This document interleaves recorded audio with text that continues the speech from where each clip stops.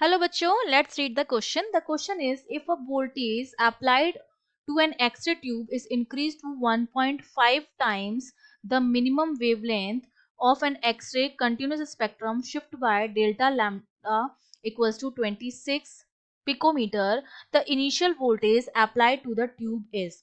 तो हमें initial voltage निकालना है ट्यूब पर जो applied हुआ है वो. तो देखिए इस क्वेश्चन को सॉल्व करने के लिए हमारा जो की कॉन्सेप्ट रहेगा, की कॉन्सेप्ट वो हमारा क्या रहेगा. हम जानते हैं कि जो पोटेंशियल वोल्टेज जो हम अप्लाइड करते हैं इलेक्ट्रॉन वोल्ट, वो हमारा किसके बराबर होता है, एच न्यू के बराबर होता है. ठीक है, और न्यू जो होता है वो होता है सी अपॉन लैम्डा, तो हो जाएगा एच सी अपॉन लैम्डा के बराबर हो जाएगा.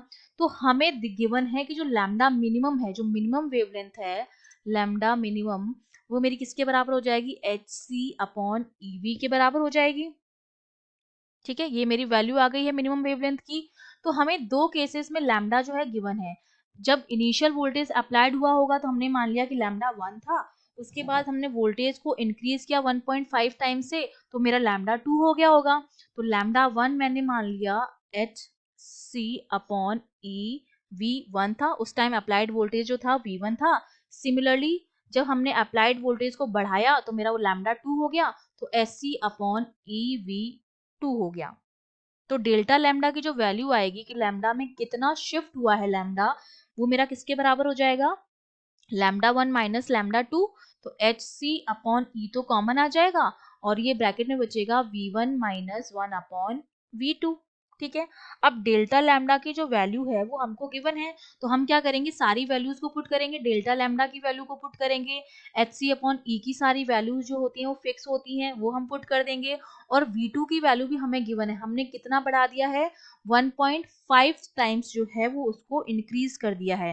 तो अगर हमने इनिशियली जो है V1 जो मान लिया था, V1 था, तो V2 जो मेरा हो जाएगा वो 1.5 टाइम्स ऑफ V1 हो जाएगा. तो सारी वैल्यूज को जब हम पुट करेंगे इक्वेशन में, तो हमारे पास ये वैल्यू जो आ जाएगी वो कितनी आ जाएगी, डेल्टा लैम्डा हमें दे रखा है 26 इंटू 10⁻⁻12 मीटर पिकोमीटर आ गया, इक्वल्स टू एच हमारा क्या हो जाएगा, प्लांक कांस्टेंट हो जाएगा 6.6 इंटू 10⁻34 इंटू सी 3 इंटू 10⁸ अपॉन ई की वैल्यू हो जाएगी 1.6 इंटू 10⁻19, और ये हो जाएगा 1 upon V1 minus 1 upon 1.5 of V1. ठीक है, ये सारी वैल्यूज रखे जब हम इसको सॉल्व करेंगे, तो जो V1 की जो वैल्यू आती है, सारी वैल्यूज को रख के हम सॉल्व करेंगे तो V1 की जो वैल्यू हमें मिलती है that is coming out to B